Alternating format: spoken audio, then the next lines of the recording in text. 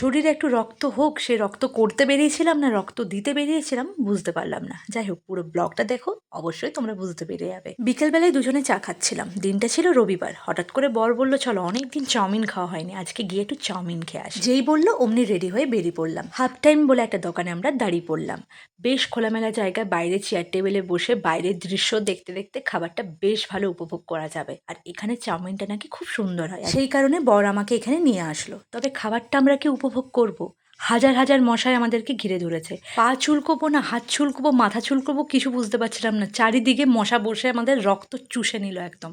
আর সেই কারণে দুজনে আমরা দু টেবিলে হয়ে গেছিলাম আলাদা আলাদা। তোমরা দেখতেই পাচ্ছ খাবার খাওয়ার থেকে বেশি আমি মশা মারতে ব্যস্ত। তাড়াতাড়ি খাবারটাকে খেয়ে আমরা ওখান থেকে বেরিয়ে পড়েছিলাম। দেন আমরা আবার একটা অন্য দোকানে গিয়ে একটা কাটলেট নিয়ে দুজনে হাফ হাফ করে খেয়েছিলাম, কারণ এই দোকানে যখনই কাটলেট খেতে যাই দেখি দোকানটা বন্ধ। তো আজকে খোলা দেখে ভাবলাম চলো আজকে কাটলেটটাও খেয়ে নেওয়া যায়। সো মশার কামড় খাওয়ার ব্লগটা কেমন লাগলো জানিও। Bye bye.